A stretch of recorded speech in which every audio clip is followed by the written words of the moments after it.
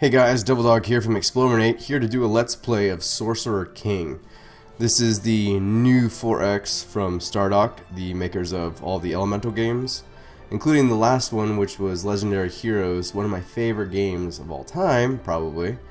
And I haven't played this one much, but because I've played Legendary Hero a crap ton, and I saw that there are a bunch of similarities, I'm just going to go ahead and dive into it. Yeah, I probably played, I don't know, maybe 150 hours of Legendary Heroes, which is a crazy amount of time for me, considering I am ADD as all hell. So, we'll just jump into it. So, as of now, because it is beta and it is early access, we're only allowed one Sovereign class, which is the Wizard. And I just saw the beta roadmap, and we're going to be seeing these in just a couple months. So, the remaining Sovereign classes are going to be here soon. And there aren't any real customization options at this time. As you can see, it's nicely grayed out. So we'll just keep going. I'm going to go ahead and choose the Mountain Pass, which I understand actually has a minor faction, which is something that we're going to go into about how important they are in just a little bit. So in case you're not aware, the premise of Sorcerer King is that it's an asymmetrical 4X. When we say asymmetrical, it's sort of saying that no one's really playing the same game. The Sorcerer King is actually what Brad Wardell, the Stardock CEO, is saying. Is basically he won like Legendary Heroes. So he's the one that won it. He took over the whole world, and now he's trying to become a god by destroying all these crystal things. These crystal things here. So I forgot what they're called. We're gonna look at them in a second. But he's basically trying to destroy all of them so that he can cast a spell of making and become a god. So we're like sort of like a minor faction. So I'm just gonna click through these as I talk. We're sort of like elemental shards. There you go. Crystal shards, elemental shards. We are basically a minor faction, like the same kind of minor faction that you would see in a normal 4X. And I'm just gonna click through all this stuff. I don't know if you guys care what my city name is, but we're that minor faction that you see in a 4X that is basically, going about their business, trying to do what they can. But in this case, we are trying to like rebuild after getting our ass handed to us. We are Tandis, I think it's the son of Relias, but we're the son of the last Altair. Is that yeah, I don't remember the name, but yeah. So we're basically the son of a former ruler, and we're trying to rebuild our empire after being crushed by the Sorcerer King. So the idea is that we basically go through just like a regular 4X. I'm going to be exploring. In fact, while I'm talking, I will explore. You're exploring, you're rebuilding your empire, and along the way, depending on what you do and the actions you take, you're building, or you're basically working against this doomsday counter. And things that you do add to that doomsday counter, and things that you don't do, like you don't save a crystal shard, add to the doomsday counter. So it is very much an elemental game. It's very similar to the way that Civilization kind of reiterates itself, in that you'll see very common themes and common, maybe even common sound effects. Like in this game, I hear some sound effects that are carryover from Legendary Heroes, but it's different enough that you would say that this is Civilization 5 in comparison to Civilization 4. As you can see, it's very pretty. They're all hand-drawn graphics now. The trees are really awesome in that they sway. I mean, there's a lot of love that has been put into the graphical representation of this game, which I really like.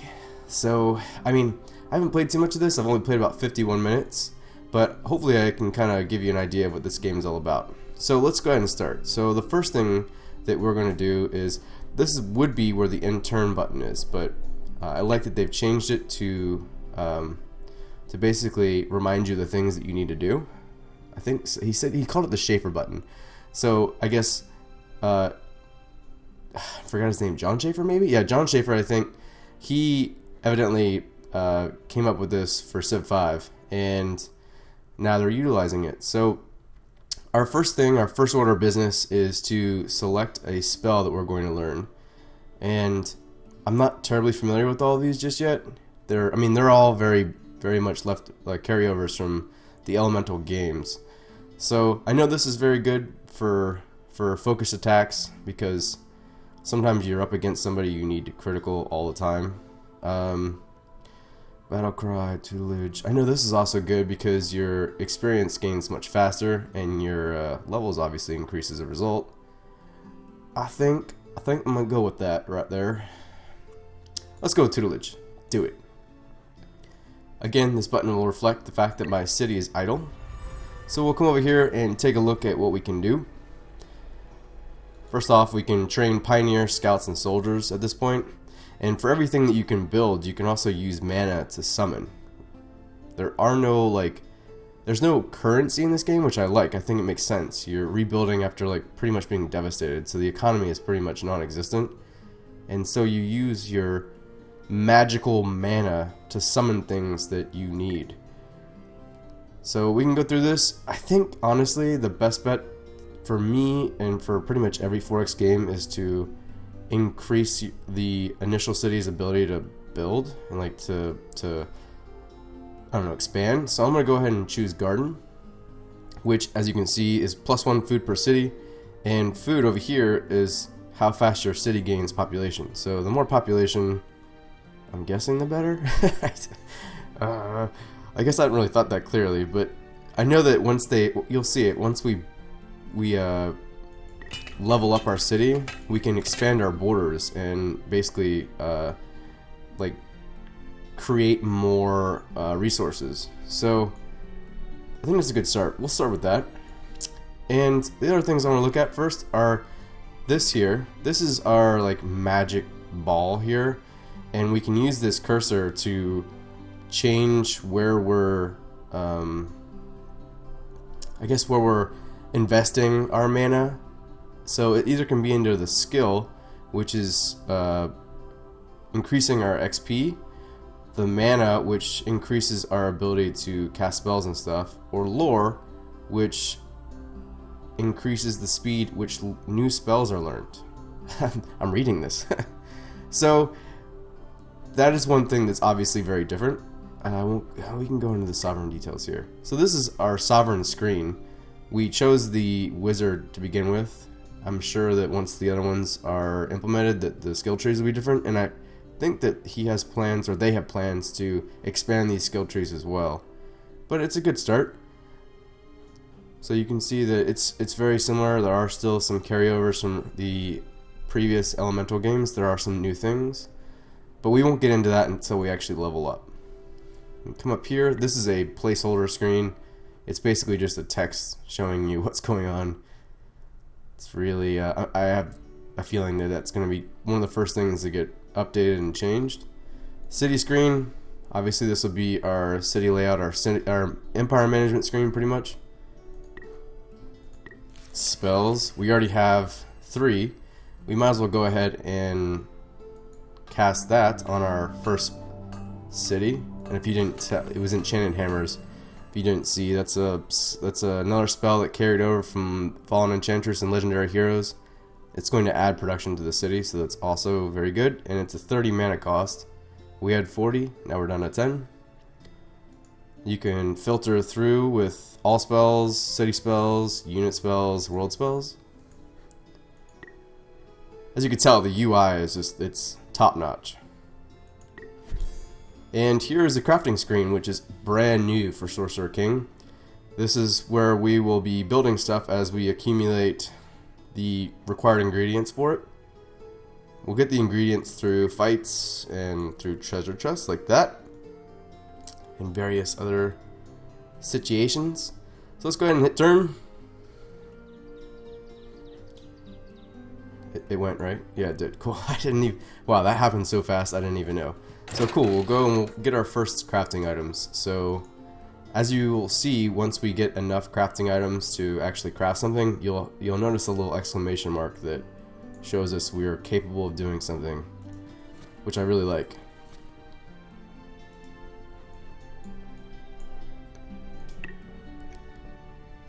We'll spend the first few turns here exploring our surroundings.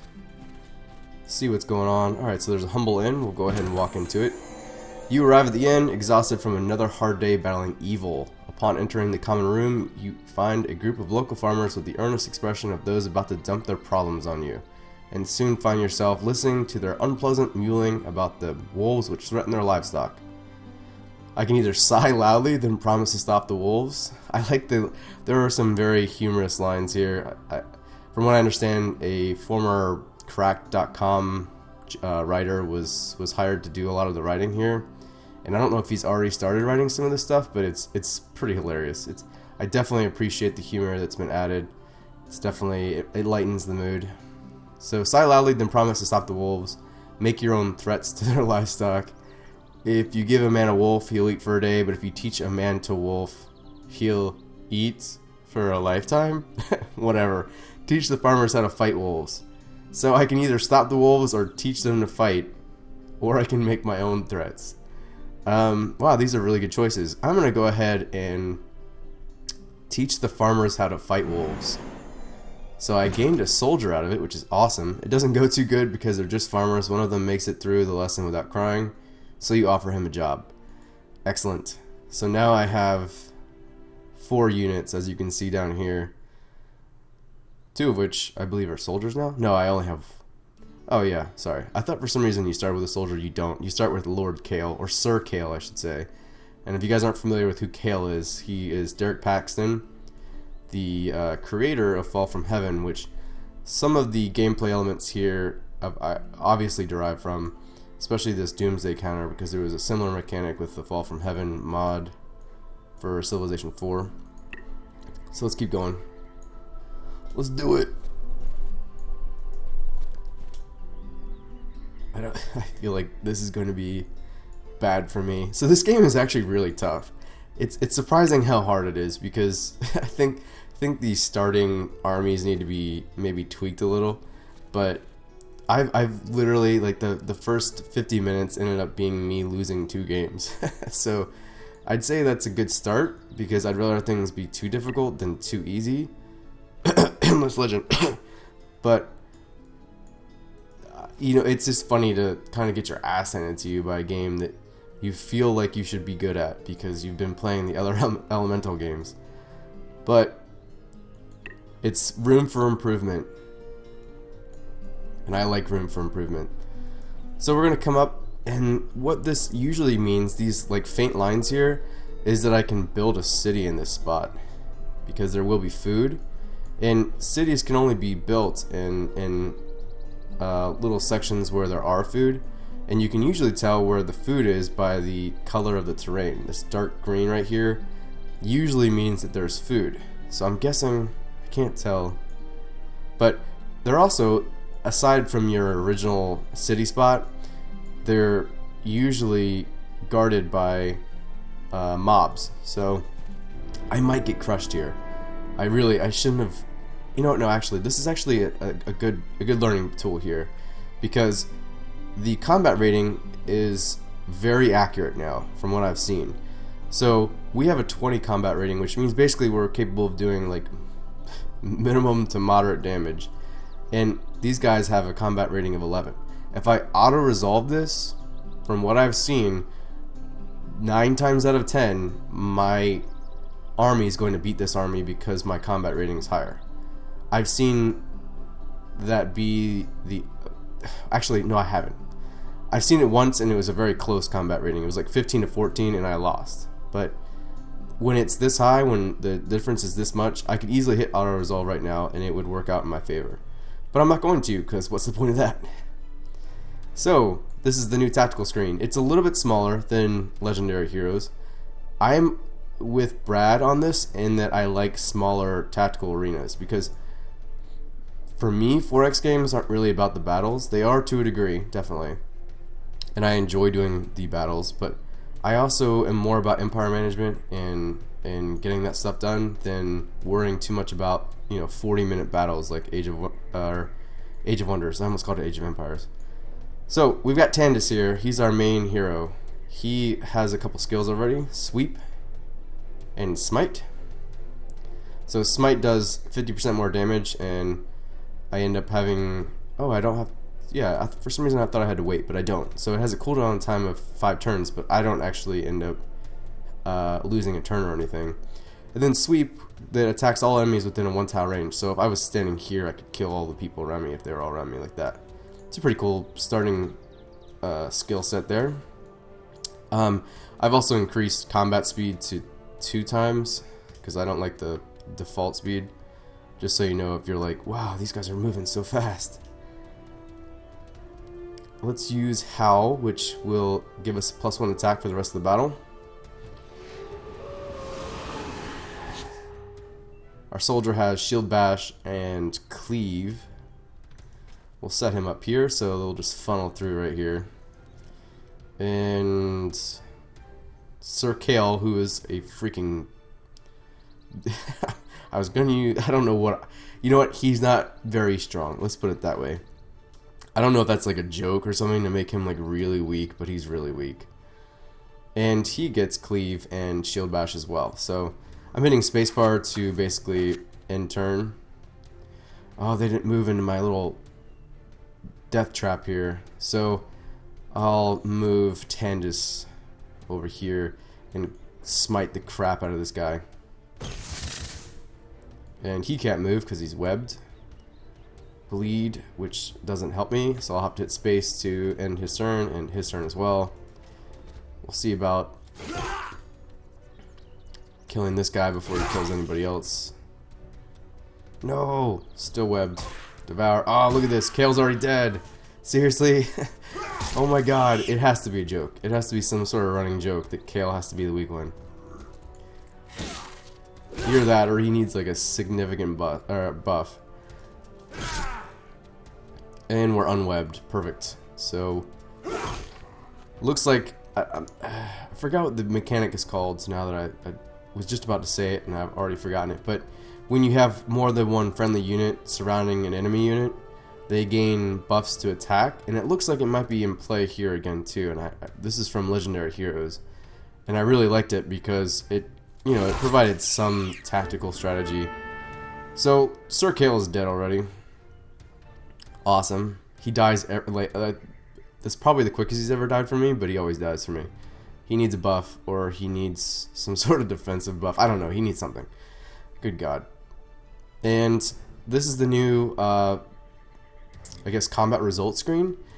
I like it a lot. It's very clean, it's very pretty, and the UI is just, as I said before, out of this world. It's nice to look at. It's a huge step up from previous iterations.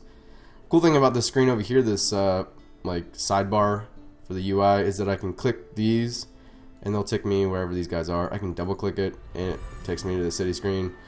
And it's also the same way here. I can double click that and it'll give me a quick pop-up of Tandis and all of his details.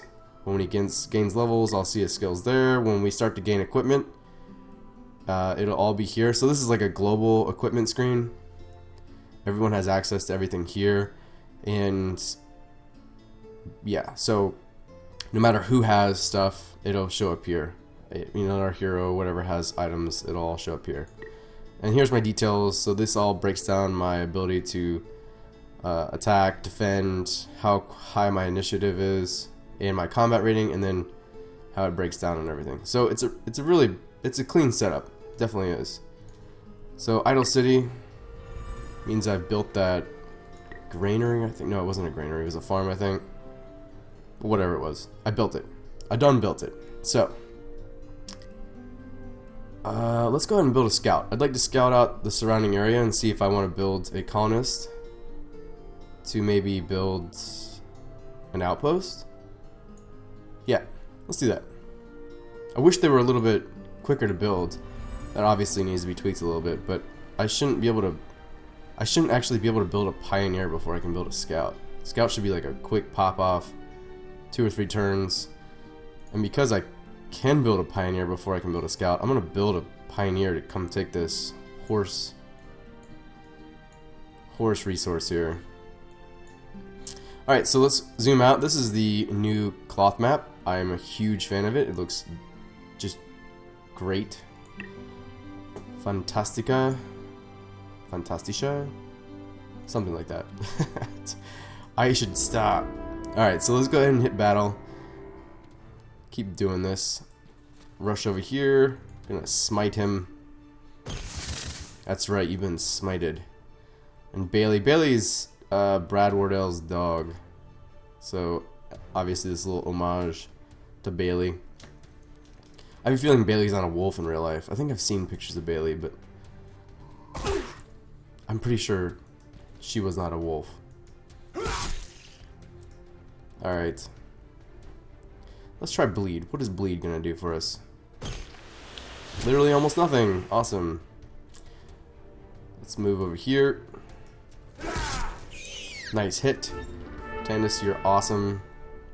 I gained some spider silk and I've leveled up so we can check out the hero level up screen. Champ. Sorry, they're called champions, I guess. So champ level up and we choose one of his skills. From what I understand, this will also be more fleshed out, but I also really like this screen as well. So we can add 2 dodge per level. We can add the ability to throw a poison dart. We can inspire the people around us for plus 15 to dodge. So obviously this would work out the best, the earliest we take it. So I'm going to do that. This is also a really good skill because obviously dodge plus 15 would really help with the ability to dodge. But this one will accumulate over levels, and the earlier we take it, I think the better. So we will choose Acrobat. And we'll take whatever's here. Mushroom spores, some venom sacs. I would like to see more actual items coming from these type of ruins and stuff like that, because from what I've seen, I've only seen crafting items. I've never seen like a sword that you get from one of those, and hopefully that changes through beta. Let's go to the Lost Library. Say what up. So, you find a slightly rundown Lost Library of Magi. Not neglected so much as overused. Inside you find the librarian has done their best to maintain some sense of order, but that many of the scrolls and books are in poor shape, some of them outright vandalized. Kids, she explains, have no respect for deadly powerful magic. Teach the children to respect deadly powerful magic by researching some hexes. Fix the vandalized scrolls by researching some cleaning magic. Shrug and collect a scroll for yourself. I'm going to research some cleaning magic because that sounds all powerful. Oh no! So we've added to our doomsday counter. But I got 80 lore, whatever the hell that means. And I can't mouse over it to find out. So, alright, so we've added to our doomsday counter, which sucks. Okay, so I think lore must have done something for my ability to learn spells, because that came quickly. Target unit gains 20% faster rate. Perfect. So now the next choice begins. I always like heal spells. People are going to be like, yo, that's not the coolest spell ever. But I totally like it, so I'm going to take it. Oh, wow. Yeah, that lore must have helped me with my ability. So that's what it is. I'm looking to see where it says lore is what it is to research spells, but I don't see it. So let's do the next spell. I'm gonna take Nature's Bounty because that's a good city buff. And it looks like we found a miner, which is awesome. I've never found a miner before, so this is gonna be an all new experience for everybody. Or maybe just me. But before we move forward, I am going to cast that spell. And I'm kidding, because I can't. Tutelage will cost 15 mana. Let's come up here and see. I'm gaining 1 mana per turn, so I have to wait 2 more turns. And let's go talk to this person. Nothing to say to you. Okay, nothing to say to you. That sucks. So there's like literally no interaction with minor factions at all yet. Alright, cool. Well, we'll just keep exploring. I don't see... Oh, you know what? I think this is just a zone of control. Before I thought those faint boxes were where you could settle, but I think they're just zones of control for the monsters. They actually have zones of control now, so if you see a monster in its lair, that's basically like Yep, that's what it has to be. So that monster's lair has a zone of control. Sometimes those zones of control are over habitable spots. In that case, it was not. I got all excited from nothing. Can I come over here and talk to them? No! I can't wait for the minor factions to be implemented. Evidently, they're not going to be implemented till November, which I think is a shame because it's obviously a large part of how this game is going to play out. And from what I understand, they're actually done, but QA doesn't want to actually implement them yet. Actually, I'm going to keep saying actually. But it would be good to see them, even if it was in like a beta form, just because as of now, just having people that float around that say nothing. Oh, okay, so they're here. Embarrassingly crummy default beta default text. What do you want? I'm assuming this is where the Paradin leader would be. I want pie. We should work together to defeat a common foe. Do you have any items you could spare me? We need your help. Do you have any forces you can spare? Let me see what I can do. An archer would be great. Oh wow, this is excellent. So cool. Alright, so now I have an archer added to my army. And from what I understand, that is basically the way that minor factions will be interacting with you. In that they will provide you with unique units and stuff like that. And it's I don't want to compare it to 4X's that are out there right now because I feel like I'm like talking about the competition, but I have no like stock in Stardock, so it kind of feels like it's similar to the Endless Legend minor faction assimilation mechanic. Because from what I understand, you'll bring these guys up underneath your wing, you'll ally with them, and through allying with them, you'll assimilate their armed units into your army. And I mean, it sounds like a great idea. It's obviously a great idea because I liked it in Endless Legend. I'm hoping they do something a little different than the way Endless Legend worked with it, just so that it's a little bit more unique. But I definitely like it. So alright, let's play 2 more turns and we will... Oh, city level up. So this is what I was talking about. Now we choose where we expand into. And where we expand into obviously creates more of a resource. And I don't know what that purple thing is. And, oh yeah, duh. It's the mana. So why don't we expand over here? Because obviously we'll get some production out of these tiles, and we'll get some mana, which is awesome. And plus we'll get closer to the Crystal Crag. So as you see, my borders expanded. You can't really see them past the trees there, but they definitely expanded over this way. And we can click this guy, and we can see that we're now pulling in... Oh no, you can't. You can't see crap. I'm sure if I'd actually checked, you would see that the production went up because we brought in some more production capabilities through bringing these trees into our borders. The trees! Alright, so let's intern. Oh no! So this is what happens. The Sorcerer King goes off to attack the shards, and he's basically trying to destroy all of them so that he can become the god, like I said.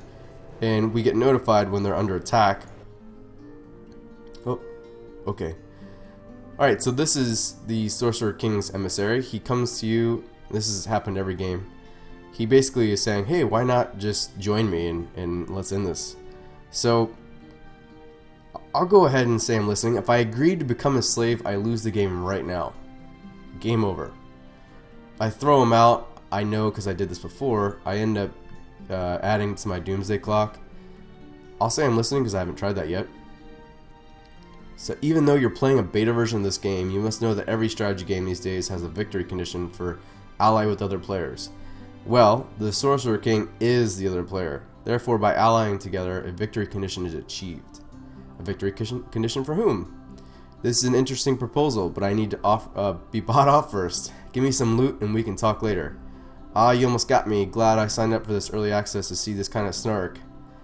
Well, obviously the victory condition is for the Sorcerer King, so I won't say this. I'll see what he'll do to buy me off. Ooh. Welcomes a chance to show his friendship. the Sorcerer King welcomes a chance to show his friendship.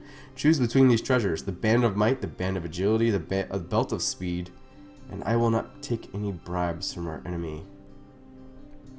Well, I'm going to take the Band of Might, because that's kind of Tandis' deal. Oh, crap. Added 25 to the Doomsday counter, and I got the Band of Might. So take this Band of Might as a token of our friendship. Well, thank you, Sorcerer King. You're so nice. I think I might join you. So we've added... I wish there was... Oh, I guess there is. 45 is the number. I don't know what the full number would be, so that would be cool to see 45 out of whatever. But as you can see, we're moving through this little counter. We're moving through it really kind of quickly. I don't see any turn number indicator, but I feel like we've played maybe like a dozen turns and we're already at least probably a tenth of the way through that, so I should probably slow that down somehow. So our sovereign's leveled up, and after this we'll end this episode. So we can now pick one of these three as a benefit for our chosen sovereign. He can gain a he can learn spells 10% faster. He can reduce the amount of mana that each of them cost by 10%. And we can also cast an additional spell in battle. I'm going to go with learning 10% faster. I like spells. Spells are a good thing. The more I've got them, the better. Alright, so I think that's a good place to end this episode. We are going to do a complete Let's Play, hopefully from beginning to end, and I have a feeling the end is going to be my demise. But I'm going to try really hard not to have that happen.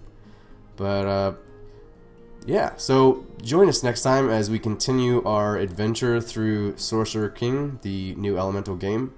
This is Devil Dog from Explorminate.com. If you haven't already, come by the site. And until the next episode, yeah, see ya.